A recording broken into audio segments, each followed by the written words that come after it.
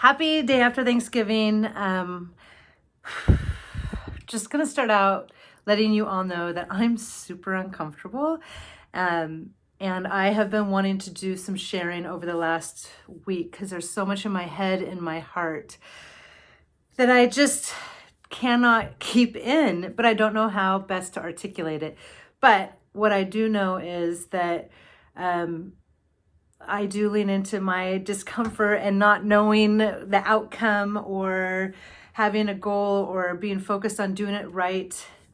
A lot of times I haven't let that keep me from just doing. And so here I am, super uncomfortable. And if you're watching and, hopefully you'll want to use this opportunity to, as your content that you're, maybe you're going to stream something tonight and instead just watch me be uncomfortable. Could be a train wreck. We all like train wrecks, but hopefully you'll learn something. And maybe you want to join me, provide me with feedback. But really, this is about stepping out to something that I've been wanting to do for so long. And it is either a video cast or a podcast. I'm not sure what to do. And crazily, 7 years ago, I got a microphone because I wanted to do a podcast for the world in my backyard. And I started it a little bit, but then I didn't know how to do it. I wanted someone to edit it. I didn't have my ducks in a row, and I listen to what I tend to do is I get questioned a lot of why, or what are your goals, or how are you going to monetize it? And sometimes I say I don't know, I don't care, and I go and do it anyway. But a lot of times I let those questions and my doubt or uncertainty or lack of education or lack of financial whatever keep me from doing. And this week, my head and my heart have just been telling me I can't stay quiet for many reasons. And I will get to those as we go. But hopefully you'll watch with me. And if anything resonates with you, I'm just going to share a lot. And I don't anticipate that it's all going to resonate with you or it's all going to make sense, but hopefully something will.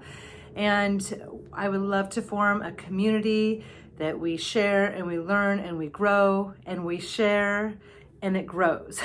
So if you watch this, I ask that you share a little feedback with me at the end of this, possibly share it with friends, and any thoughts, positive, negative.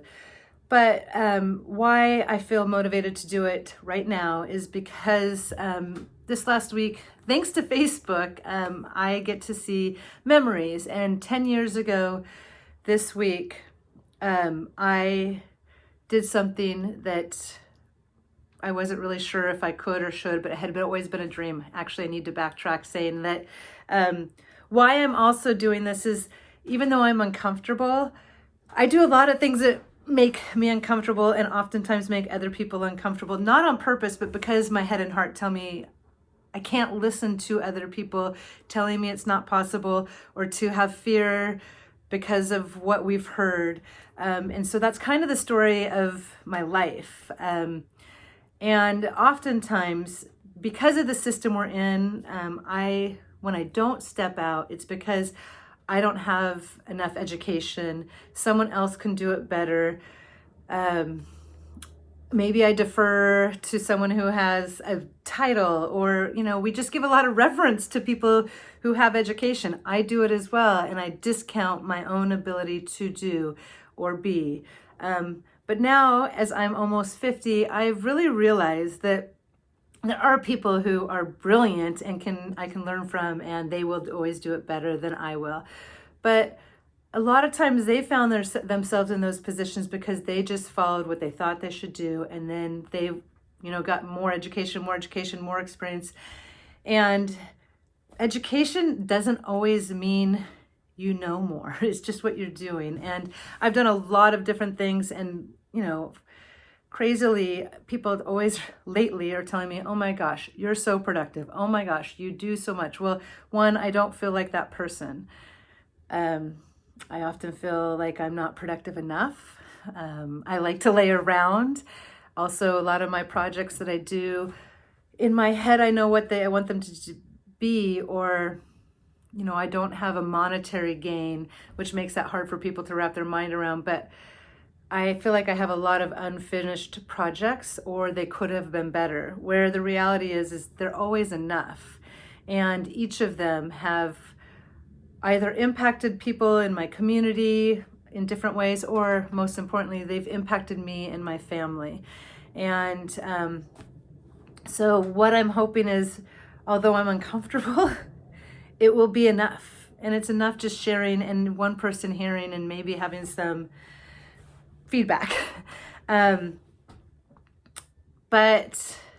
okay, I'm surrounded by different ideas and things. And so why I'm finally deciding, because gosh, all that goes through my head is how uncomfortable, and why I don't do things is because I want to protect myself and my ego. I want to protect my family. I don't want to overshare, and clearly I'm an oversharer. I don't want to make them uncomfortable. And what I've found from the work I've done and how I show up in the world is oftentimes I make people uncomfortable, and especially my husband. And that's something I want to avoid. But what I've realized most recently from my projects and some just perspective is that my husband, I'm a white middle-aged woman, and I don't know who's going to watch this. And the podcast, I want it to be called The World in My Backyard, which is a project that I started before. But I've realized, before I would say, oh, anyone's the audience, young to old, all different people. But I think for this, I hope everyone listens to it, because I love all people. And I think we have a lot to learn from each other. But really, I think I'm speaking to people like me, white, middle-aged women. And now I'm from a very middle-class background. My parents didn't have the opportunity to go to college. But middle class, I don't even know if there's a middle class anymore. And I've been fortunate to now I'm in the upper class of society. And although I want everyone to benefit from this, who I want to listen and be a part of this and work together are people like me. Because I believe that we white women have so much power and influence and work to do. And this last year, if you keep hearing women of color saying, white women, you need to do your own work with each other. We're not going to do it for you. That's part of the reason why I want to be speaking out, is like, I don't even know what that looks like.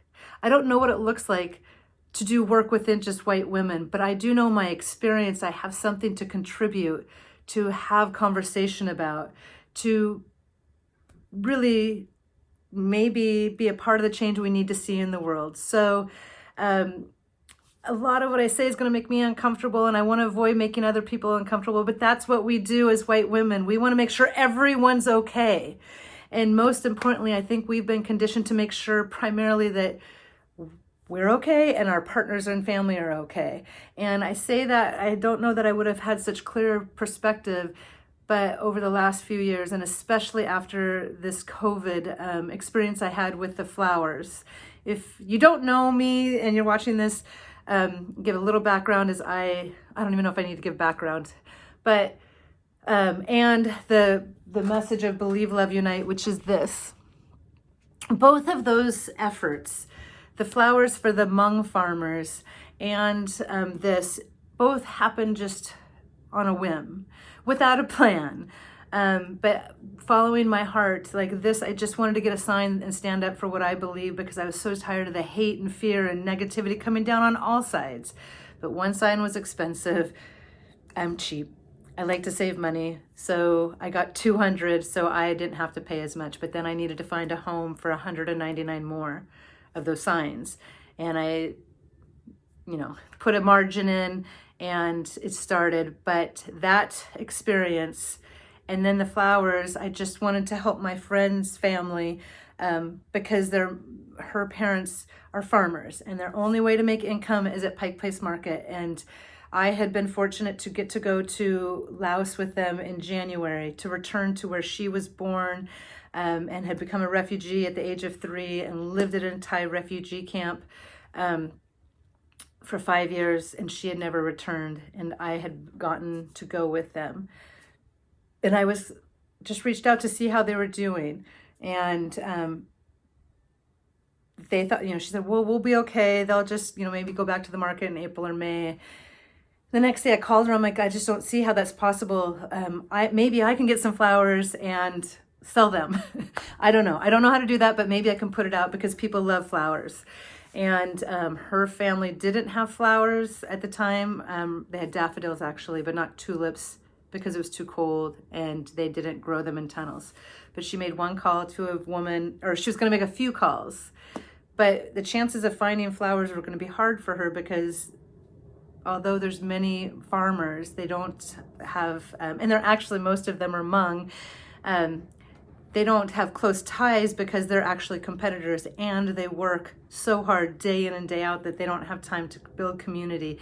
But the first person she called, Vicky, did have flowers. So she brought me 50 dozen and I didn't know I was going to sell them. But when she arrived with the 50 dozen, I'd already sold them and it grew and it grew. But within that first week, my husband shared his major discomfort and wanted me to stop because I was spending our money.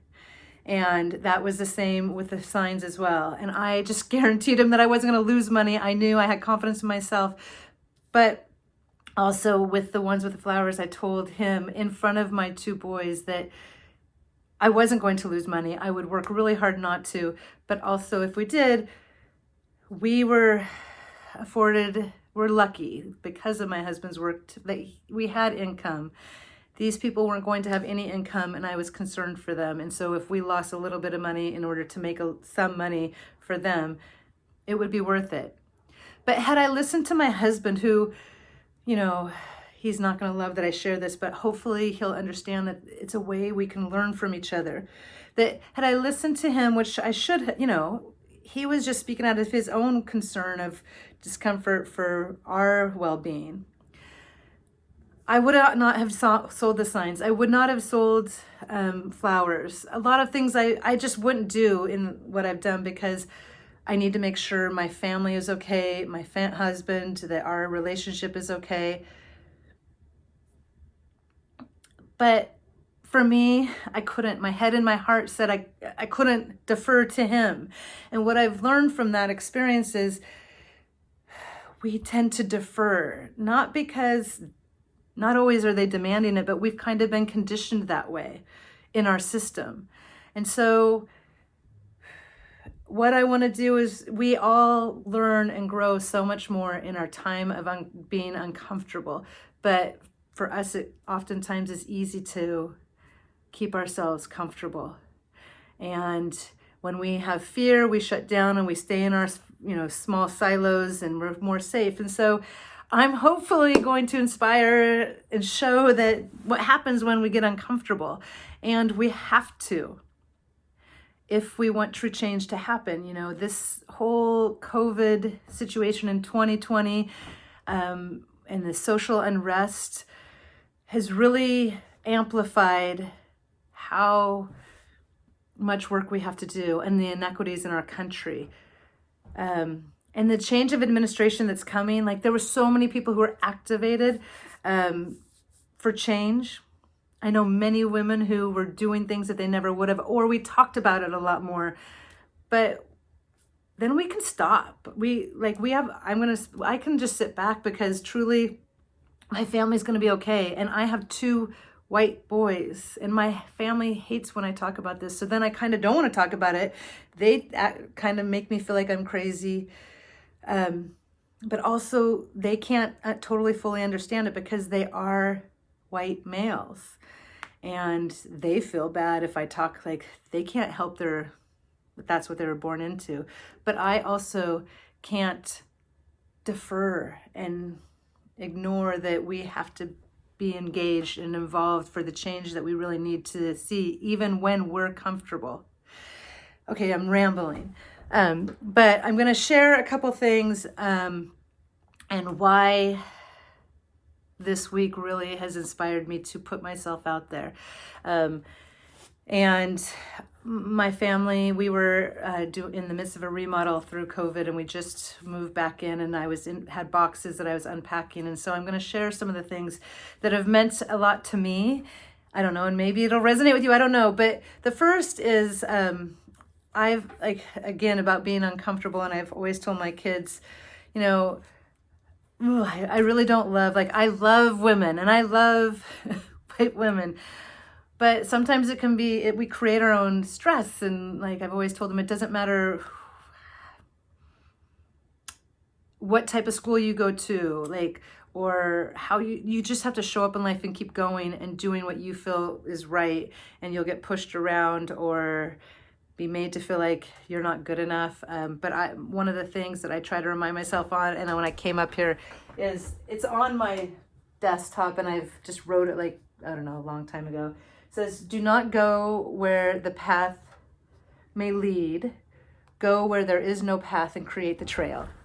So I try to remind myself of that. And then when I was unpacking at the beginning of COVID, I also started cutting out hearts out of my signs that weren't used, and I hung them up outside. And so I'm only sharing these because I actually need them as reminders to not be uncomfortable and just to put it out there. And so what I hold on to when I get uncomfortable is some sayings. And I found these hearts today that said, this one says, don't forget, we belong to each other. Just keep doing the next right thing. And for me, that's what I always, like, I don't know ever the pathway, but just do what feels right next. And this is what feels like my head and my heart can't let me ignore moving forward with having conversations, and putting out my experience. And what I'm hoping for is not going to be just me talking all the time. Is I want to have a podcast or a video cast where I invite people in from the world in my backyard, not just the project that I'd started, but then just other people in Seattle, because we all have so much to share and learn from each other. And I just feel lucky because of the work that I've done, that I have connected to so many people that have so much more, that they've enriched my life and inspire me. And I want to share who they are and what they know and their experiences that are so uniquely different, that can inspire you and create a bigger, wider community outside of our silos in Seattle. The Seattle freeze is real. And if you're not in Seattle, I think it exists everywhere. And we need to not be so polarized, not just politically, but by our socioeconomics, by our culture, by, Seattle is a very segregated city. And I feel lucky because of, I guess, how I move through the world, that I get to meet so many different people, but I still have a lot of growth and learning and opening to do. So this will help me do that. Another heart said, daring greatly is doing the next right thing, when it doesn't matter how much you have to win or lose, but other people you're serving have a ton to lose. And that's by Brene Brown, who we all know and love. And for me, I think there's so much people have to lose, but people like me, middle-aged, having this been established now, I've got my more of a life behind me. I don't have much to lose, so I can stay quiet. It would be easy to just sit back and then put all my focus on my kids and where they're going and what they're doing, and but that's not that fun. I mean, it's fun, but for me, we need to stay engaged. And so another thing I'm reading is Waking Up White, and I am actually not the strongest reader, and I really take on information from hearing things or seeing things. And so I am surrounded, I'm looking around with books that I've dipped into and some I've loved. And this one I'm reading right now. So when I've been thinking about trying to share a line I read during that, really, it says a lot in this Waking Up White, which I highly recommend. It was written in 2014 by Debbie Irving. At this point, the only thing needed for racism to continue is for good people to do nothing.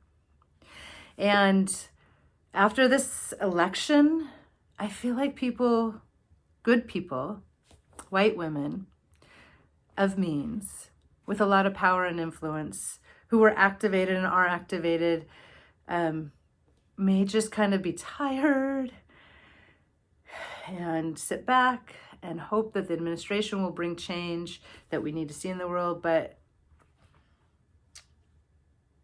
we can't continue to do nothing. And so I hope that through my discomfort, it will inspire other people to get out there and stay connected and be uncomfortable. And then I have my favorite, and I'm going to get away from sharing these quotes, but it helps me help you understand why I'm so motivated, because other people have said it a lot better than I could. But maybe you'll be able to hear it from me, since maybe you haven't heard these. Eric Liu. He's a Seattleite who is an amazing American gem. He was a speechwriter during the Obama administration, but he is brilliant, and he is all about bringing people together and across, like, just getting rid of the polarization and building community and having each of us individuals just see our unique citizen power. And we have to show up in community, and whether that's just having a little book club or he'd always say like a cat club or whatever it is. So he inspires me. And in April of 2017, he had started with his Citizens University that he founded with his partner, Janae Kane, Civic Saturdays. And I think this was like the 6th Civic Saturday, and it was at Town Hall, and it was the first one I had attended. And they're really powerful. You can look them up online, Citizen University, and then look for Civic Saturdays. It is soul fuel. I've shared it on Facebook a lot. He has done TED Talk that is powerful. If nothing else, look up Eric Liu and start following his work, because he will give you hope. He will give you inspiration of engaging in community, or just providing a community for you to be a part of. But at this time, I was about 3 months into doing the Spread Love sign sales, and I was running hard and fast, not knowing what I was doing. I was exhausted, but inspired by just trying to get the message out and what people were sharing with me, and it reinforced why it was important. But I was tired, and my husband was tired of me being tired and working so hard, as well as, again, using our money to buy inventory to possibly sell, but not sure if we were going to, and then giving that money away as well that was made. He was uncomfortable. And so at the end of the sermon, is what they called it, and this book is filled with all these different Civic Saturdays. Like, I highly recommend this book because it's so filled with inspiration. And this was written 3.5 years ago, but it's as relevant today. And I share it because in my discomfort, maybe it'll make sense to you.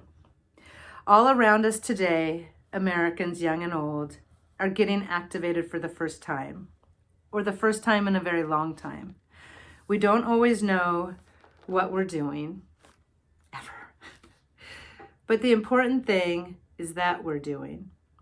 We can teach each other how to do it, how to practice power, with more skill and wisdom. We can read books of strategy like mine, his, not mine, and many others. We can learn by trial and error with joy and fellowship. One thing each of us must do first, though, is to be clear about what we're willing to lose. The risks of showing up and participating in times of upheaval are real.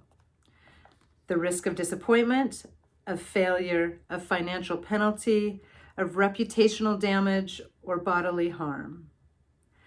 But here's the reward. And not plural. But here is the reward.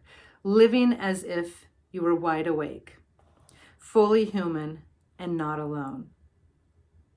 For the sake of our country and the ideas that it stands, and for the ideas which it stands, let's take the chance. So that has always stuck with me, and I refer back to it when, in my mind, when I make my family uncomfortable, and we all need to be willing to risk. And I don't know how to do this, but what I do know is I have the ability to, I have a high tolerance for being uncomfortable. And as much as I've not felt like I was ever good enough or knew enough or could answer people's questions about what I was doing, which then made me kind of give up on myself sometimes, I kept pushing forward. And now that I've done quite a few things, although not always finished, they add up. And weirdly, people, they tell me I'm super productive, or, oh my gosh, you're doing a lot. Okay, I'm not. I don't feel like that in my own skin. But what I do know is I'm more comfortable with being uncomfortable. And so I ask that you join me in this and watch the train wreck. I'll be the uncomfortable with you, and remove one of your streaming things each week and listen, and hopefully, I don't know how I'm going to do it, and maybe it'll just be through sharing my thoughts every day. But why I'm going to get back to the world in my backyard and why it's been so relevant in my mind this last week is because 10 years ago this week, I was on my way to South Sudan. And South Sudan is a place that I have dreamt of going for 10 or 15 years prior. I know that sounds crazy, but for me it was. I lived in southern Africa in Lesotho as a Peace Corps volunteer. That's where I met my husband. And I had had the opportunity to travel in southern Africa and East Africa, and South Sudan had always held, I had always wanted to go there. I think Dan Rather had done a piece in the 90s of the Lost Boys of Sudan, and I'm sure you all remember them. Who they walked and walked and walked. They were youth who had lost everything in the Civil War. That really went on for 50 years, and I had this book. And why I'm sharing this is because really our lives lead us to where we're meant to be, and it's been true for me every single time. And I really had this love of South Sudan, and I had been doing this project that again, I didn't know how to do it, but it's called Giving Every Day in May. Again, my husband didn't love it. He's like, why didn't you do Giving Every Monday in May? Because it was a huge endeavor that I didn't know what I was doing, but I did shoots every single day in May, 4 of them. And I raised money for Soul Illuminations, which is a great organization, if you don't know them, that was founded and is still run by my friend and one-time mentor, Lynette Johnson, photographer. But because of that work that was crazy, I met so many people then, and I had a gathering at the end of the month of work. Not only did I meet incredible people who came to get their pictures with their family that still are part of my life today. A woman had seen some pictures of mine from, traveling in my house, and she said, have you ever wanted to go to South Sudan? And I'm like, oh my gosh, yes. Well, there was an opportunity, but it was 3 or 4 weeks away. It was going to be the next month to go with this medical group out of Mass General in Boston who were doing maternal and newborn care training in South Sudan. And so 10 years ago this week, I did go. But had I listened to everyone around me, I would not have gone. One, it was only 4 weeks away. I had kids that were 5 and 7. I was a mom. And I had my husband and extended family saying that it's dangerous there. You shouldn't be going there. What are you doing? What's your purpose? Why would you go? Also, I was supposed to be going with my husband and family to be with my parents for the Thanksgiving holiday. And we wouldn't always get to do that very often because my husband worked a lot of holidays. And this was a year we were going to be with my family. And now this opportunity was going to take me away from that plan. And my not poor husband, but he was going to have to go without me. A little awkward since it's my family. There were so many reasons why I shouldn't have gone, and so many things that were making other people uncomfortable. But my heart and my head said I couldn't not go. It was something I dreamed of, and I had to believe I was going to be okay. I even told my husband that we were going to be in armed convoys when we went because, supposedly there were landmines and all of this. I think someone had said that to me, but I'm not 100% sure. But anyway, had I not listened to my husband, or had I listened to my husband and everyone else's fears, I wouldn't have gone. Had I listened to who I was supposed to be as a mom, I wouldn't have gone. Someone really close to me, an elder, the only thing he said to me the day before I was leaving was, just remember, your husband and your kids need you. I'll never forget those things that were said to me, because those are very much gendered, and they killed me, because I knew this dream of mine, I needed to be going. But I sure felt horrible doing it, and I felt horrible making people uncomfortable. And I've been conditioned, not by my parents so much, but by society. Really not my parents, because they always a dream, and my mom actually always made me comfortable. But she for sure, we learn this as women, that we need to make other people comfortable. So I share this because the experience of every time, and I have done it my whole life, partially because my dad, although they couldn't give me guidance of school and education because they didn't have that opportunity, and both my parents lost their same gender parent at a very young age, so they didn't have role modeling. They didn't have generational education to guide them or tell them what they should be doing. They just did, and they raised two daughters to go and pursue things. And I think with we didn't have this, we don't know how to guide you through it, but go further. And I left at 18 from my hometown that was very homogeneous, and I just wanted to go further and see something different. And each time I go further, I've realized I am an explorer on my own terms, that we have to go further, because what I'm told to believe isn't always the case. What is coming down from all over, fear, assumptions, if I believed that, I'd be living in fear. I mean, that's why I did the sign, as at the time everything was so negative. Conservatives, liberals, everyone was so negative and fearful of people. And it's not what I believe. And if I hadn't put up a sign, I wouldn't continue to learn. I've learned so much. I've met so many people.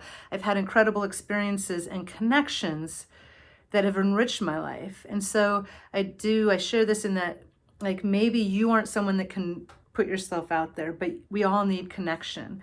And maybe through me, I can introduce you to ideas and people who will expand your understanding of what we think we know, or not even realizing in our subconscious we're doing things that it's just, we've been conditioned that way. And we white women, I've realized, we cut ourselves short. And not because, and then I don't go against my husband because I want to prove something to him. That is not it at all. I just choose, I think, to listen to my heart at the expense of the incongruence it can create. And it's not fun. It's not fun. Will be upset.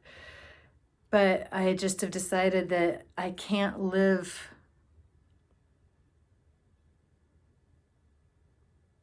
quietly, I guess, or I can't always defer. And it's not that he would want me to. It's not even his fault.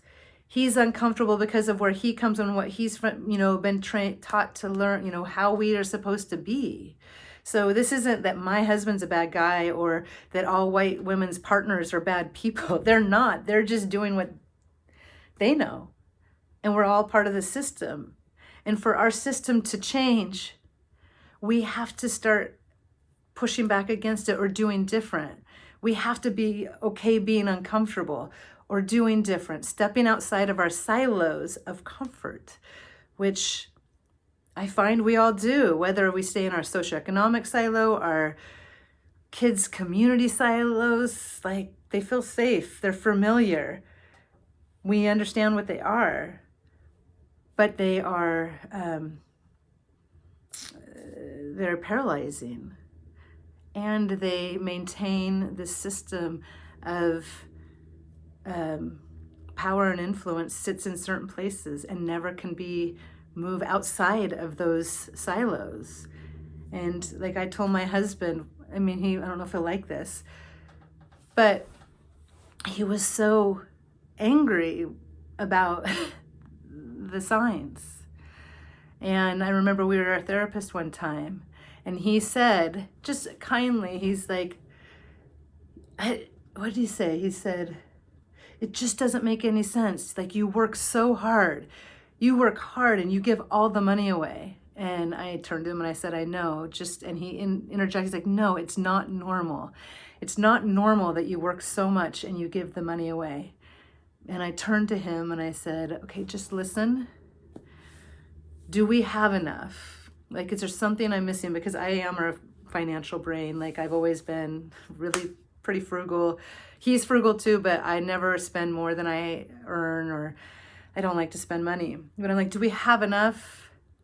Is there something that you haven't told me? Like, do you want a second home? Because I can add this into the plan, but I'm not aware that we want a second home. Or are you wanting a new car? And he's like, no. I'm like, okay. We are doing okay. And I have a history to show him that, he's always been uncomfortable about how much we're earning and saving, but we're okay. And the alternative is hoarding. How much money is enough? How much do we need? How much do we need to make sure we can pass on to our kids? And that's my question, is like, if I don't, it's not like I'm trying to do it to be Pollyanna, but the truth is, it's like, how much do we need? And so anyway, I digressed. And if you're still with me, I appreciate that. This all makes, again, I look at the time and it's like, okay, we're at 37 minutes. But when I went to South Sudan, I was like, I didn't know anyone. I finally met the doctors, and they were so wonderful. And we drove about 6 hours to Eastern Equatoria, and we landed in Turit. And we were staying on a Catholic compound. It was bare bones. Really, I loved it. My heart was singing, but it was like the barest bones. No, barely any electricity, maybe for a ceiling fan and whatnot. But anyway, the trainings happened there during the day, and I would photograph these village workers and the physicians transferring their knowledge. But I was like, okay, I've done that. Now I want to go see what's going on out there. And none of the physicians wanted to leave the compound. So the first day I just sat and watched life go by on this dirt road. And then I saw a line of women, and I'm going to show you, and this is so I've discovered I'm an explorer and an observer of life. And I saw a line of women going by. Maybe this isn't relevant, but the next day I went to where they were getting water. And I watched, and I connected with a few people. And then the next day, I'm like, okay, there must be a marketplace. And I went and sat where there's bustling, but it wasn't the marketplace. I didn't know where I didn't know the layout, and I didn't know the language. And I tried to keep it in the back of my mind, knowing that the doctors weren't leaving the compound, that maybe it wasn't safe. I have my husband's in the back of my head, not safe. And I just sat on a big rock, and this man, I smiled at people, and this can happen here in the United States too. You just connect with people. And he sat down, and he knew a little bit of English, and I knew a little bit of Arabic and a little bit of Lakota. So we shared words and laughter and figured out, I communicated that I wanted to go to the market. And he gave me a walk through the market and then to his family home and his mom, and it was incredible. And I was safe. And there was laughter, and there was sharing, and there's connection and learning. And then photographically, I don't even know, I can't even go into it, but it was beautiful. The people I got to see and connect with, they're just so beautiful. But the next day I wanted to go further. I had read that there was a place about 3 hours away, and so I found through him, there was someone that I could pay to drive me. Now, I didn't tell the doctors because they would have been really worried. I don't know. I don't need people to worry. So I did go out the next day, and I remember we stopped for lunch, and this person didn't know English, and it was just he and I. And then he said, "Oh, we need to make a stop. The village chief, he died, and there's a ceremony. Is it okay if we go to the, I'm like, sure, thinking it would just be a half hour and we keep going. No, I ended up joining in the funeral services of this village chief, and, it was way beyond the expectation of what I would have had. If I had had in my head what I wanted to happen, I would have gone out to this 3 hours out, and I don't even remember what I wanted to go to. But instead, I'm trying to find like what I got to experience. Oh my gosh, where is it? I ended up sitting, I have this book here just to show you. Oh, here. These are the women I sat with. All the women were along the fence line, and the men were in these chairs. And I got to see this incredible ceremony where people, look at, she's pregnant, paid such reverence to this person. And, there was no English. I didn't know the language. But then there was the party afterwards, and the food. And look at her. Look how beautiful she is in the demarcation of her ears. And these women and children. They were so accepting and so friendly and inviting. I was like, they couldn't even speak to me, but they invited me in. They gave me food. They said hello, and so much beauty and love was shared.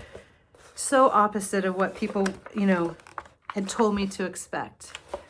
And I remember it got late and it was dark and we were driving back, and by now the car that was just me and the guy that I was paying was filled with men who I couldn't speak to.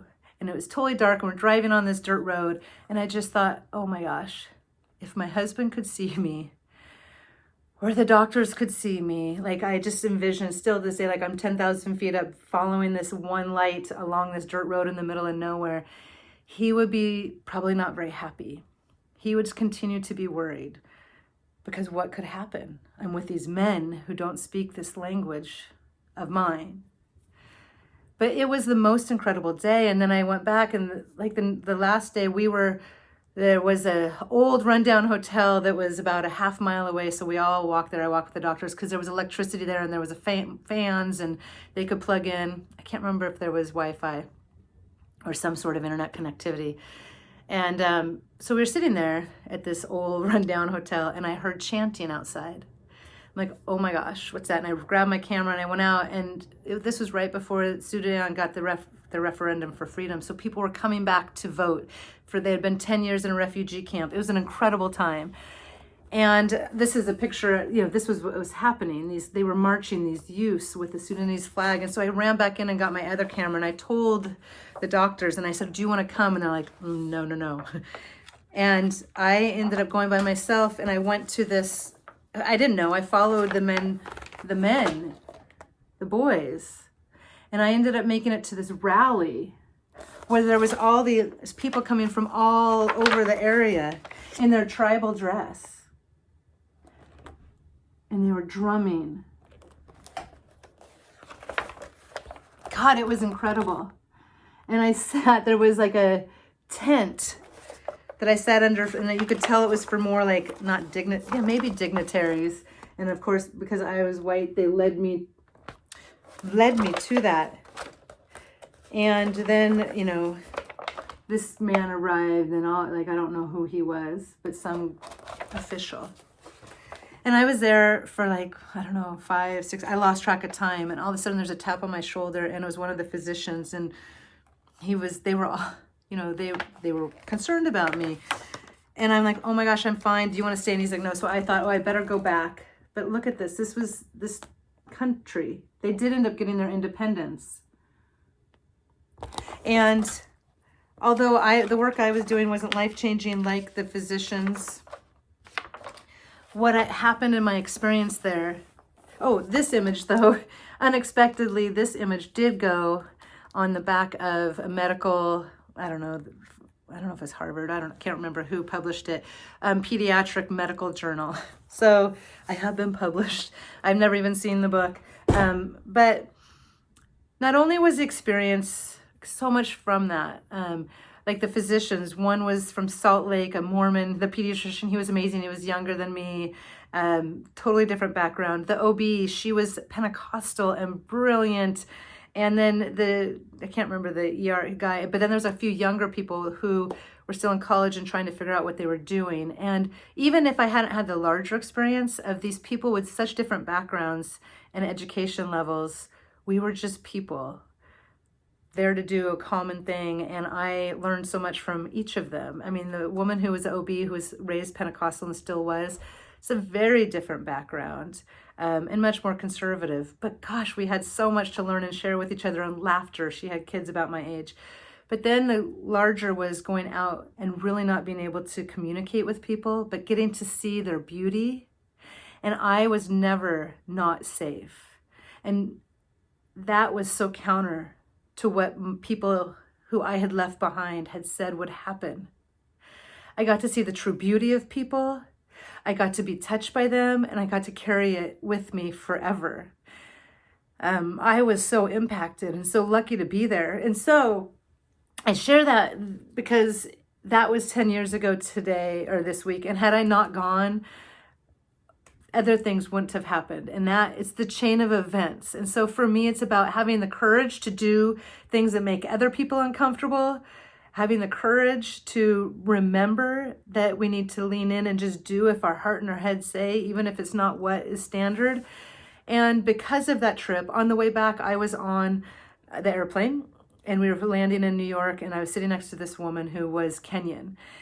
We had an awesome conversation, and she just was so great, and we exchanged numbers. And then the next leg of the trip, I was getting home, and I just thought, I met this great woman. She lives in New York.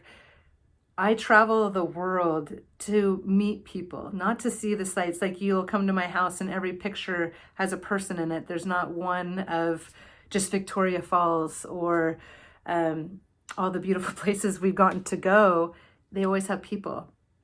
And I realized that I don't need to travel to meet these people. They're probably in my own backyard. And that was where the idea for The World in My Backyard started, was I was going to meet, interview, and photograph someone born in every country in the world that live in Seattle. And initially people were like, oh, it's the immigrant story. I'm like, oh no, it's just people's stories. It's not the immigrant story. And it was always the first person I met from a different country, or 1 degree of separation. So if you knew someone and said, oh, they're from Ivory Coast, you have someone from Ivory Coast, it's like, oh my gosh, I don't. And they would be my person if they agreed. And there was no vetting. And even the people oftentimes like, oh, I'll find you a better Iranian. Actually, I have the pictures here. Like, this is Heidi. She's Iranian, and she did say, she's like, oh, I'll find you a better Iranian, or I'll find you a better Ethiopian, or I'm not that interesting. But what I found is I started it without a plan. And the sad part for me was I did stop working for a little bit, and my husband was really uncomfortable because at that time my income was more important to our family. And I couldn't articulate how I was going to make an income from it. And after 6 months, I got nervous because I didn't know how to write a grant, and people told me I should write grants, and it was so relevant. And today I think it's so relevant. But what it started out to be was I wanted to be a photo album book. But then, like, after the first person, I realized it needed to be their stories. And it became so much more. If you go to theworldinmybackyard.com, there's images and all these pictures.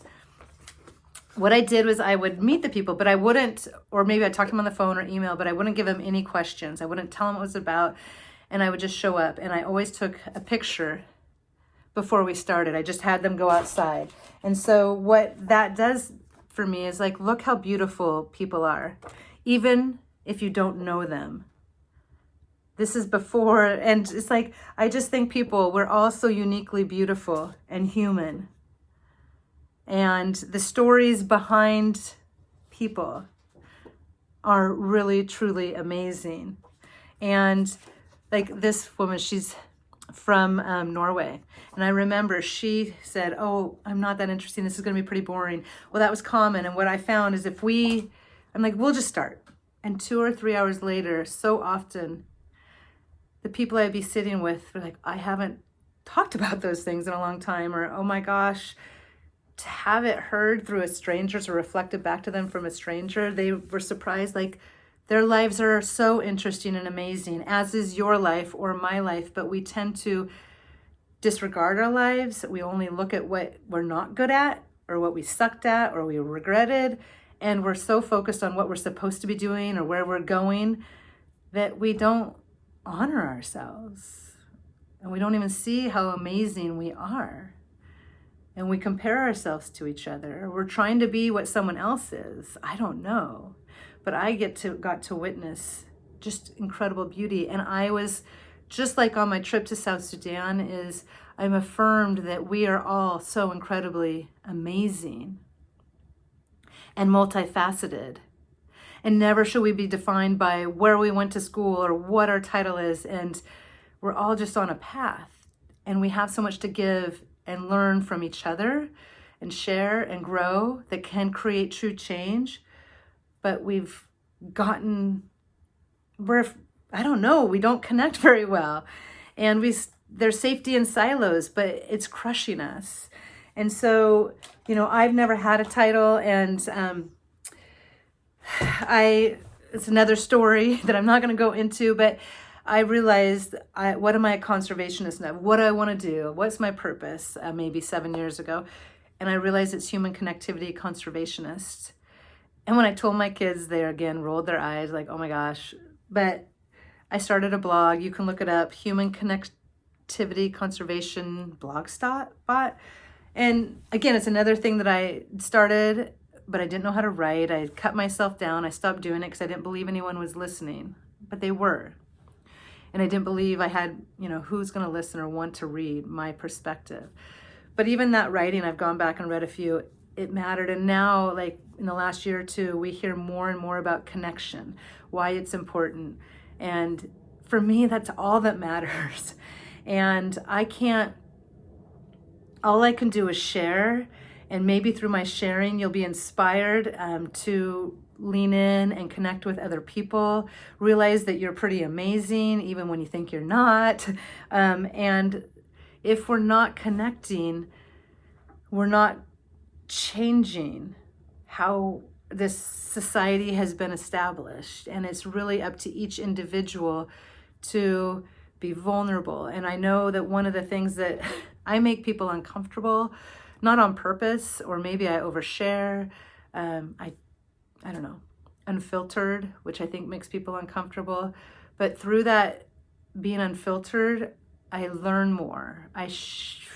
Or I can share more too. I can, we all need to connect the dots and share information instead of hoard it. I'm now I'm losing my thoughts. But had I not done that trip or started the world in my backyard, why I tell people, the reason why I connect with people, what I've learned is my life is so much richer because of the people I've met. Even though it kills me that the world in my backyard had to get backburnered so long ago, but it's been the best work I've ever done. That year of work changed my life forever and continues to impact me because the people I met stayed with me. The things I've learned, I've gotten to share, or like my own family, we learned it's not all about, learning about another country. It's just people have unique things that they can share. And like Ibrahima, who's a good friend now from Senegal, but when I interviewed him, for some reason, I learned a new way to tie a shoe in that moment. And my kids were young and my oldest had dexterity problems. And if you have kids and they're not able to tie their shoe by the age of 4 or 5, oh my God, there must be something wrong. And God forbid you can't have slip-on shoes. But Ibrahima, the way he tied his shoe that he learned when he was young in Senegal, I was able to show my son who couldn't tie his shoes very well, and it was life-changing. It was awesome. And I know that seems minor, but it's not. And we learned to jig for squid down on the Seattle waterfront from a friend who was Jamaican. And like even this trip to Laos, that was because of the world in my backyard and meeting my friend Si Yang, who was born in Laos. I don't share that with expectation that you're going to go around meeting people from around the world. Why I'm sharing this is because I want to start a podcast or a video cast. I don't know. I would still love to have someone edit it. The reason why I stopped, I got in a microphone, maybe I mentioned before, a long time ago, because I wanted to do a podcast. Well, I ended up trading it away because I didn't know how to do a podcast 6 or 7 years ago. I still don't. I still want someone to edit out everything and just get to the point, but I never get off ground zero with it. And I do and have learned that my experiences and the people I've met have value. And instead of keeping it to myself, I want to share. And so the world in my backyard isn't just going to be about the project, although I would love to get that back going, because, oh my God, the people, they inspire me so much. And some of them, actually, Heidi has passed away, which makes me very sad, but oh my gosh, I've learned so much from her, and you would too if I shared her story. Oh my God, all these people. Oh, some of you may know Juan Carlos, if you've been to the Harvest Vine. He was one of my first. He was born in Sicily. Anyway, again, so I will close in that small and large connections make a change. And this week, because I had been gone in South Sudan, it just kept reinforcing I need to share, and we need to connect, and we need to be brave. I need to be braver. And if there's no one else I'm talking to, although I love everyone and I want to hear from everyone, people just like me, women, we have to lean in and be uncomfortable to create the change. We have to be working with each other to understand that our way of living, if we don't change it, we're never going to have the changes we need to see in the country, in our world. We can't rely on the marginalized to continue to tell us why things shouldn't be. We need to also break out of our own worlds, because the way we live isn't the way it should be. We all know that. We've all altered ourselves, white women, so we're not uncomfortable, or we don't make other people uncomfortable at the expense of ourselves. And so we can share and be uncomfortable to create change. But what I want to, like this week, it was so crazy because all the time, people like, Tara, you know so many people. It's only because I kind of put myself out there, but I keep doing it because the little connections lead to things you'll never know. And this week it happened again, and it all is, it does stem back to a long time ago. And I will share as fast as I can something that happened this week that, I don't know, reinforced why we need to reach out, invite people in, connect, show up, keep showing up even if we don't know why. So when I was started selling the signs, the first week of selling the signs, the first day, I think, after I put out the email, I got people who were like, I want one, and then via email. And then I got an email from an old friend from college who I always wish I knew better. I knew her the last year. Her name's Robin Rentz. And we just clicked, but we did it. It was the last year, and we did a couple hikes, and then, we graduated. And randomly, she married someone from my high school that also went to college where I was at. But she had wanted 6 signs, she said, and she lives in Bellevue. And most people who are watching this are probably in Seattle. But if you're not, Bellevue is on the other side of the water, known as being more conservative than our liberal Seattle, which I don't know how liberal we are. We're just in our own bubble of socioeconomics, and it's very segregated, so sometimes I struggle. We are liberal, but we can do better. And so Robin she said she wanted 6 signs. I'm like, oh my gosh, that's so great. The next day she texts me, and she said, I actually think I need 10 or 12. And I was going to pick up my son, and I just call her. I was like, oh my gosh, thank you so much. Like, my heart was soaring because not only was someone wanting 10 signs, but they were going across the water to a conservative area. In my own mind, it was conservative because of my own assumptions. Oh, that was awesome. I was like, oh my gosh, that's so great. And I had to get rid of 199. I didn't know how I was going to do that. I needed to make sure my husband didn't Like, I kept up my promise, which was not to go into the red, and I would find homes for all the signs. But then I talked with her and I caught up with her, and it was so good to hear what she was doing. She's an artist, and she has boys about my kid's age, and it was just so great to talk to her.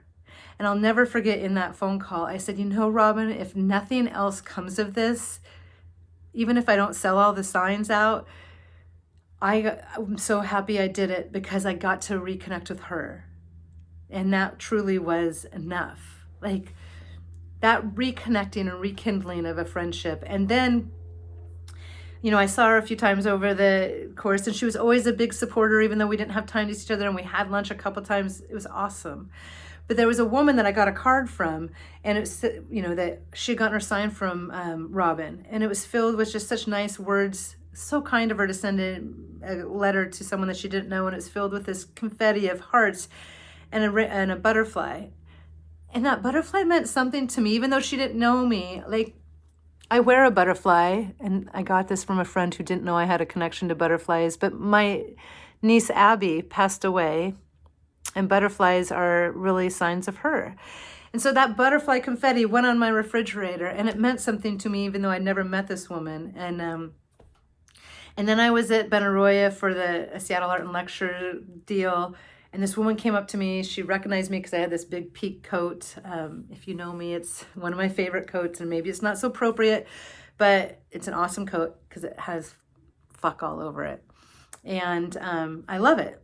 And she said, "Oh my gosh, you don't know me, but I'm Heather," and da-da-da. And then she gave me a love button, an old school love button. She said, "I give these out to people, wherever. I just carry them around." And I'm like, "That's so nice." And I still have that button when I was just unpacking. Anyway, it doesn't matter.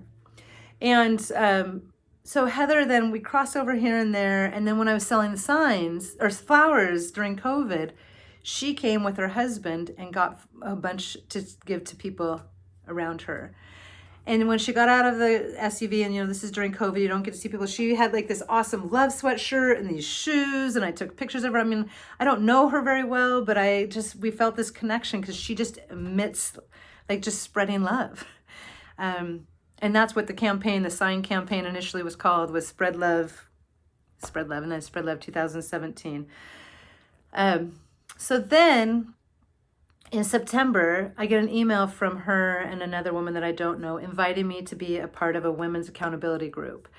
And I didn't really know what that was, but I was honored to be invited to something. So, I don't know if people who invite people in, it's really thoughtful.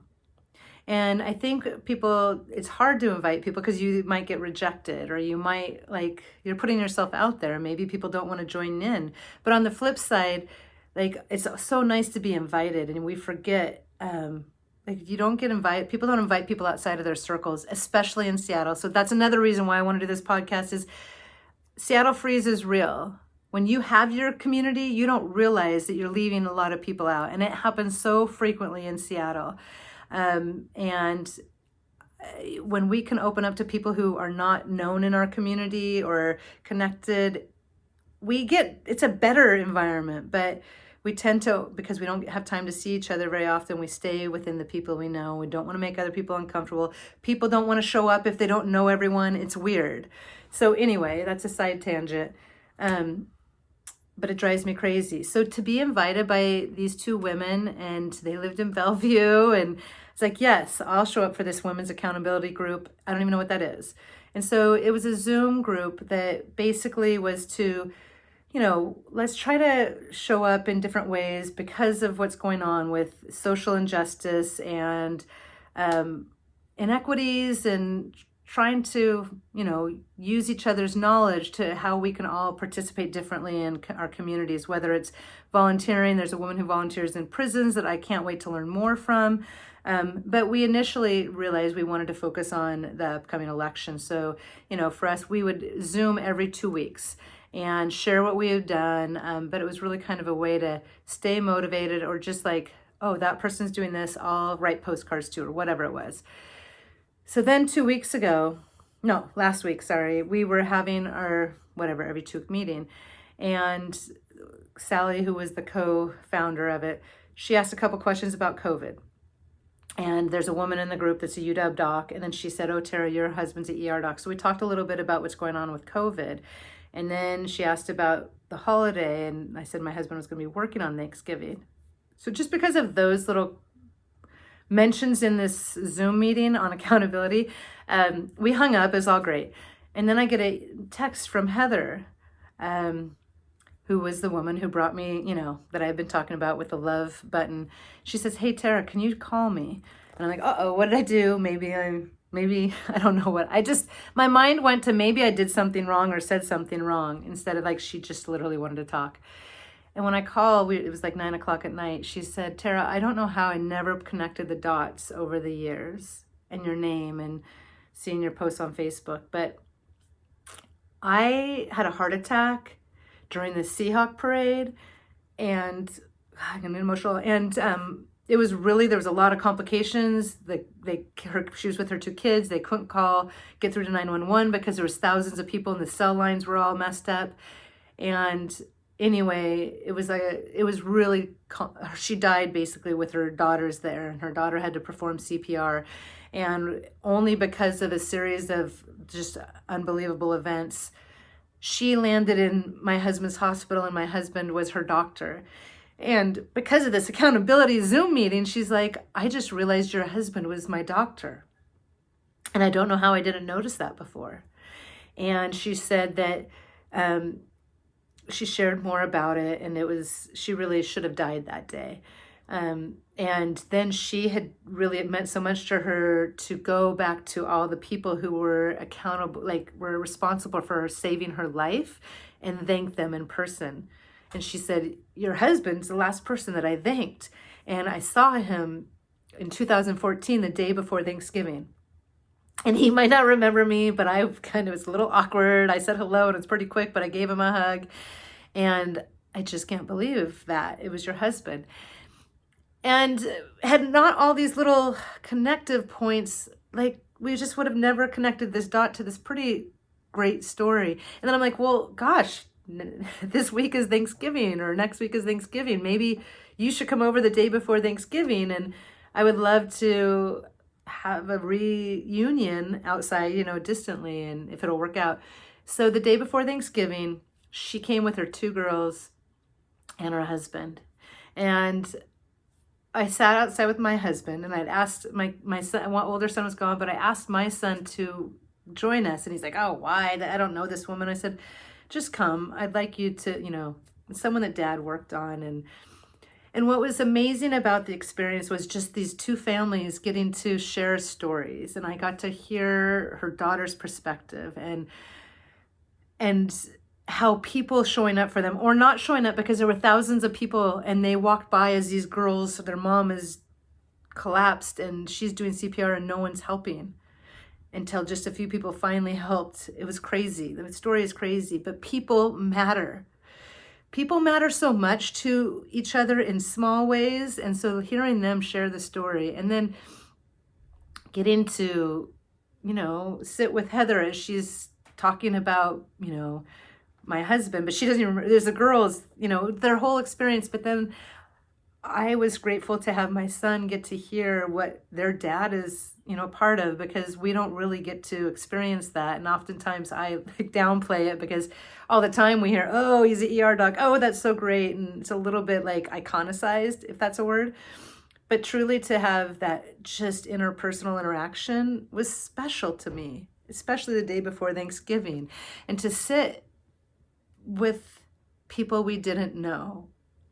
But then because of really a sign that reconnected me with Robin, that connected me with Heather, that connected, and then she invited me in, that we sat there and really honored how important life is and how important people are, and that you have to show up and participate. And then Heather, she wasn't supposed to be here anymore. And so then her husband realizing she's here to change the world. It was just important and powerful. So I'm going to close with that, because I don't know why, except for in my head and my heart, it's just there's a lot of I just have to share and hope and be vulnerable and have courage that if I hold it in my head and try not say anything and just go about life and go skiing and whatever, I feel like I'm gonna do a disservice. And in the end, because of all the experiences I've had that just, oh, I don't know what I'm doing, I'm gonna do it. My life has been so much better, and the people I've gotten to meet have impacted and changed my life and enhanced my life. And so through my sharing of people's stories, and hopefully if I'm able to have the courage to formulate a podcast, I'm going like this because I hope there will be other people, maybe not right next to me, but in distance socially during COVID, that I can share who they are and the incredible work they're doing in our city, in our country, in our world, or that their life experience and journey will provide insight to a different perspective that maybe will resonate with you. So I don't know if anything's resonated with you, but if you're still here, we're at an hour and 10 minutes, and I'm grateful. I hope you will let me know. And really, I think I need encouragement to just know that we can keep on keeping on, because I don't know the pathway and I have to generate it myself. But what I do know is two things from Eric Liu. One of the things he's always said is we're all better off when we're all better off. And so I'm going to try to lean into my discomfort because I don't have the answers of how to do or how you're going to take it.